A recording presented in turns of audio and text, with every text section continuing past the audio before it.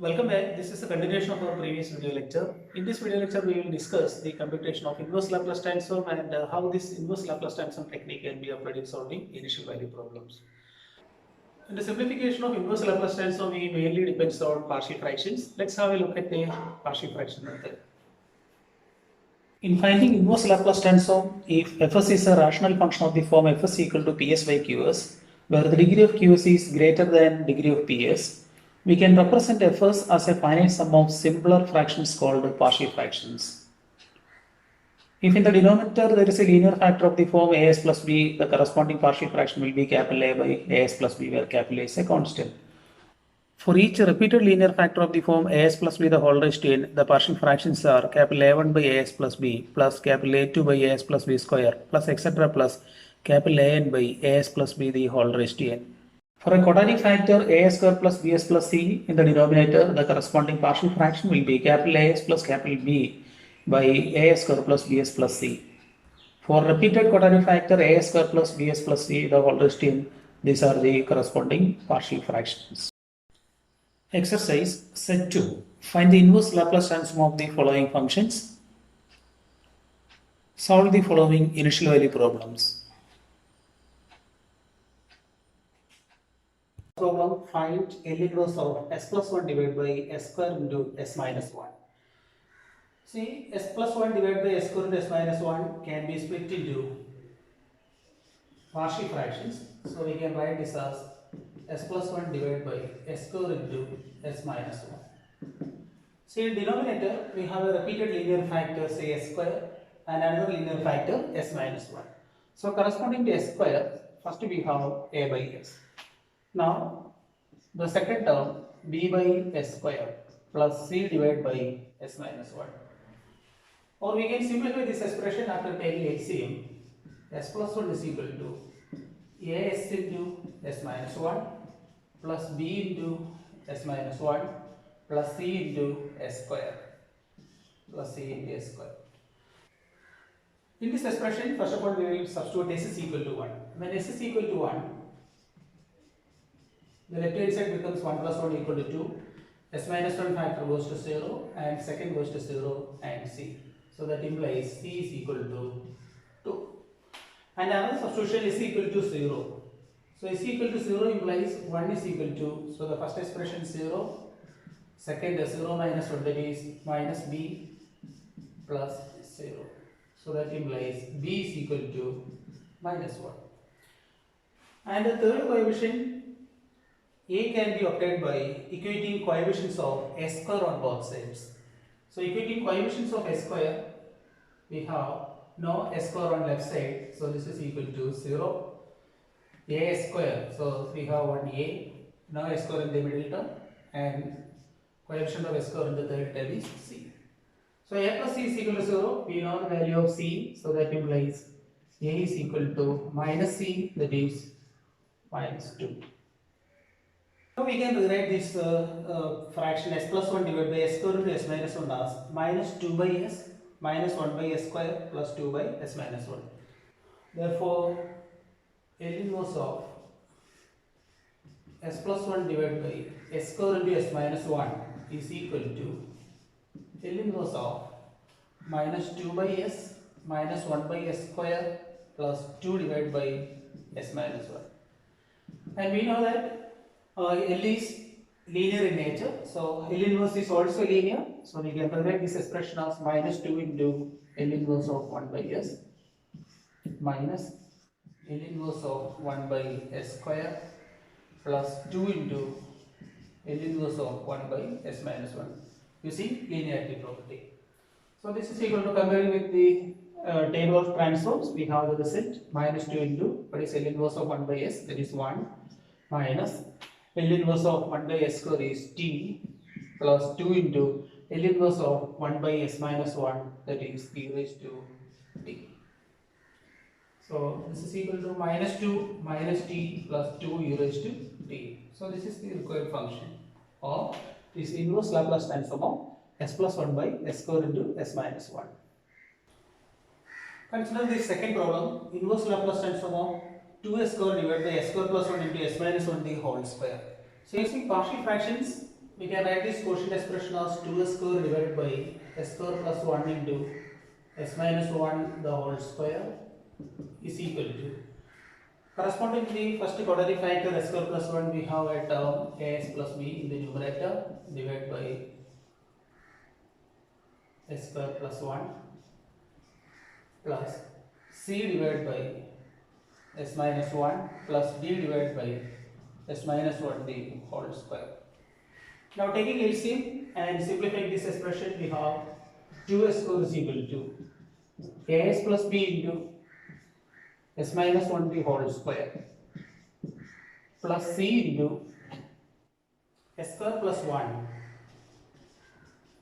into s minus 1 plus d into s square plus 1. Now putting s is equal to 1, this substitution gives left hand side is 2 and the first term goes to 0 because of this s minus 1, second also goes to 0, and putting s is equal to 1 we have 2d. So that implies d is equal to 1. And another substitution, s is equal to 0 gives an expression left hand side equal to 0. So when s is equal to 0, the first bracket becomes b and second becomes 1. So this is b. And this is equal to 0. This is 1, this is minus 1, that is minus c plus d. Now we can equate the coefficients of x cube on both sides. Equating coefficients of x cube.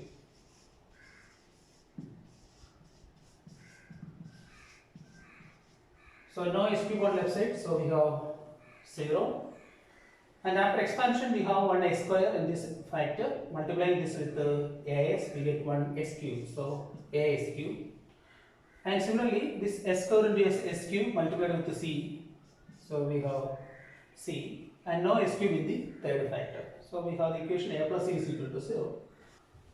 Now equating coefficients of s on both sides.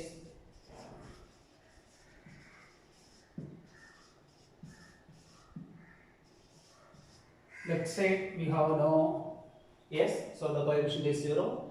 And from these three expressions, we can calculate the coefficients of s as a minus 2b plus c.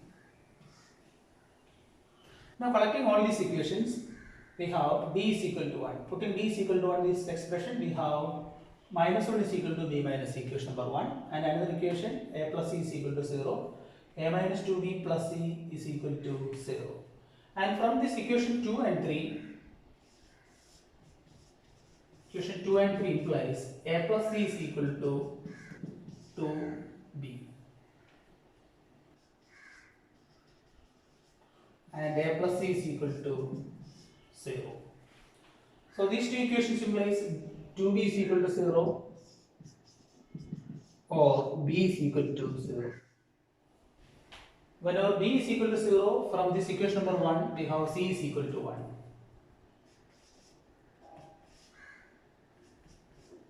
From equation number 1, c is equal to 1. And substituting in this equation number 2, c is equal to 1 implies from equation number 2, c is equal to 1 implies a is equal to minus c. A equal to minus c, that is minus 1. Thus we have the simpler fraction 2s square divided by s square plus 1 into s minus 1 the whole square is minus s by s square plus 1 plus 1 by s minus 1 plus 1 by s minus 1 square. Therefore, the inverse Laplace transform, L inverse of this expression equal to inverse Laplace transform of minus s by s square plus 1 inverse of 1 by s minus 1 plus L inverse of 1 by s minus 1 the whole square. Now applying standard result, this is minus of inverse Laplace transform of s by s square plus a square type. So this is cos at, that is cos t, plus this is our simple exponential function e raised to t, and this is a shifted function, that is 1 by s minus 1 the whole square. That means this is e raised to t into t. So this is the required answer. So we have found the inverse Laplace transform of two functions. Next we will see how can we apply this technique in solving initial value problems. Consider the differential equation y double dash minus y dash equal to 0 together with the condition y of 0 is equal to 2, y dash 0 is equal to minus 1. So the equation y double dash minus y dash equal to 0. Suppose the solution of this equation is y of t. See, in Laplace transform technique, instead of directly finding the solution, we will find the transform of this solution L of y t is equal to, say, some function y of s. And this y of s is obtained from converting all this equation into the transform domain by taking Laplace transform of the left hand side and Laplace transform of the right hand side. Now solving for this ys, we get it's a Laplace transform, say L of y t is equal to ys, or simply L of y is equal to capital Y. And finally, by knowing the value of this transform capital Y, we can obtain the original solution by inverting this Laplace transform. Therefore, the original solution y is given by L inverse of capital Y. So this is a method of solving ordinary differential equations or initial value problem using Laplace transform. Consider the initial value problems. Solve y double dash minus y dash equal to 0, y of 0 equal to 2, y dash of 0 equal to minus 1. So first of all, let us take the Laplace transform of the unknown function y, or y of t is equal to capital Y. Capital Y, a function of other variables like s. So taking Laplace transform on both sides of this equation, y double dash minus y dash equal to 0.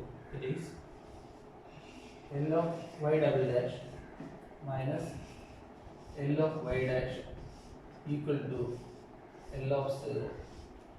And applying the result, transform of derivatives, we have L of y double dash is s square into L of y, that is capital Y, minus s into y of 0 minus y dash 0, minus, and L of y dash is s into L of y, that is capital Y, minus y of 0, and Laplace transform of 0 is 0. Applying the initial condition y of 0 equal to 2 and y dash 0 equal to minus 1, we have s square into capital Y minus s into y of 0 is 2 minus y dash 0 is minus 1, so this becomes plus 1, minus s into capital Y plus y of 0, again y of 0 is 2, this is equal to 0. Take a common factor, that is s square minus s into capital Y minus 2s plus 3 equal to 0, or capital Y is equal to 2s minus 3 divided by s square minus s. So y is equal to 2s minus 3 divided by s square minus s, that is equal to 2s minus 3 divided by s into s minus 1.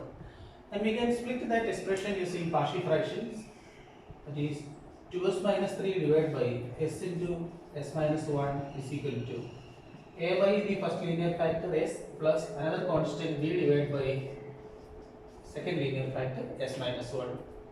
On multiplying with the LCM, we can write this expression as 2s minus 3 is equal to a into s minus 1 plus bs. So in this expression, putting s is equal to 1, that implies 2 minus 3, that is minus 1 is equal to a into 1 minus 1 0 plus b. So that implies the value of b is minus 1. And another substitution, s equal to 0 gives minus 3 is equal to s equal to 0, that is first bracket becomes minus 1, that is minus a plus 0. So this implies a is equal to 3. So we can rewrite the function capital Y using partial fractions as 3 by s minus 1 by s minus 1.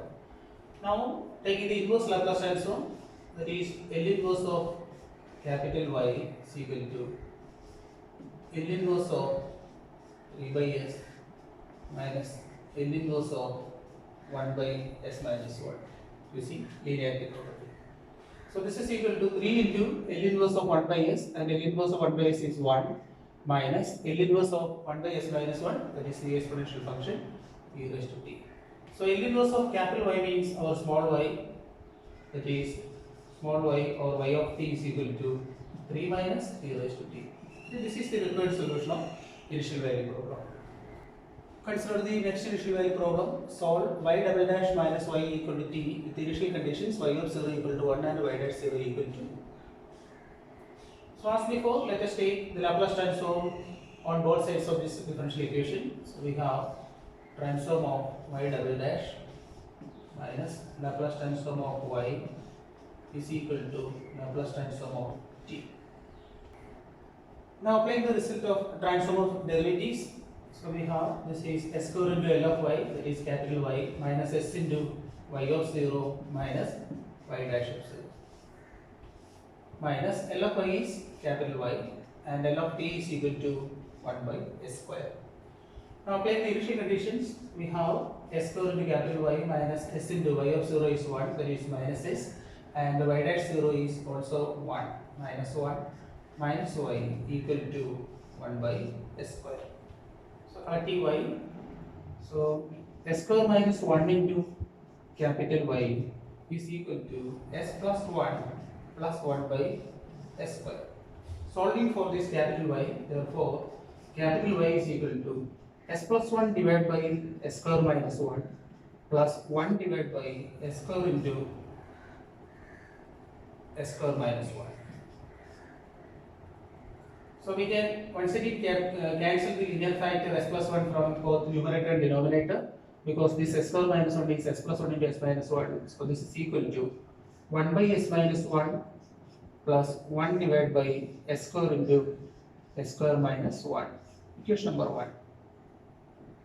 Now we can simplify this second fraction using partial fraction method as 1 by s square into s square minus 1 is equal to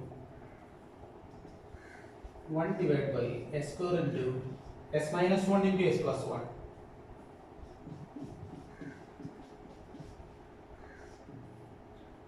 So that is this 1 by s square into s minus 1 into s plus 1 is equal to a by s plus b by s square for repeated linear factor plus c by s minus 1 plus d divided by s plus 1.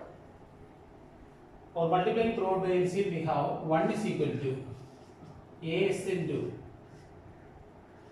s minus 1 into s plus 1 plus b into s minus 1 into s plus 1, that is s square minus 1 plus c into s square into s plus 1 plus d into s square into s minus 1. Now putting s is equal to 1 in this expression, we have left side is 1. So when s is equal to 1, first term 0, second term 0, and third term goes 1 plus 1, that is 2c plus fourth term 0. So this implies 2c is equal to 1 or c is equal to 1 by 2. And another substitution is s is equal to 0. So that s equal to 0 implies left side is 0 plus 0 minus 1, that is minus b plus 0 plus 0. Or we have b is equal to minus 1. Now for obtaining other coefficients, we are equating coefficients of s.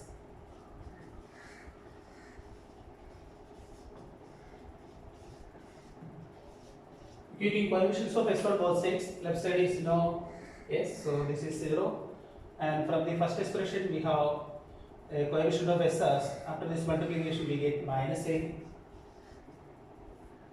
Now s in the second term, 0, again 0, and last term doesn't contain s, so this is 0. So that implies a is equal to 0. And equating coefficients of s square, equating coefficients of s square on both sides implies left side is now s square, that is 0, and this first factorization doesn't contain s square terms, and second contains an s, so this is 0, plus b plus another is c and another is minus d. So this implies 0 is equal to b plus c minus d, and substituting our previous value, c is equal to 1 by 2 and b is equal to minus 1. So this implies 0 is equal to minus 1 plus 1 by 2 minus d, or this implies d is equal to minus 1 by 2. Substituting in 1, we get the value of capital Y as 1 by s minus 1 plus minus 1 by s square plus half by s minus 1 minus half by s plus 1. Now taking the inverse Laplace transform on both sides, therefore L inverse of capital Y is equal to L inverse of 1 by s minus 1 minus L inverse of 1 by s square plus half of L inverse of 1 by s minus 1 plus half of, so this is minus half of L inverse of 1 by s plus 1. This is equal to L inverse of 1 by s minus 1, that is e raised to t, minus L inverse of 1 by s square is t, plus half of again e raised to t minus half of e raised to minus t. That is L inverse of y, or our solution y of t is equal to e raised to t minus t, and we can combine these two expressions as half of e raised to t minus e raised to minus t. And what is the value of that last bracket? This is hyperbolic sine. So this is equal to e raised to t minus t plus hyperbolic sine of t, that is sin h t. So this is the required solution of initial value problem. In the next lecture, we will discuss the topic unit step function and related problems. Thanks for watching.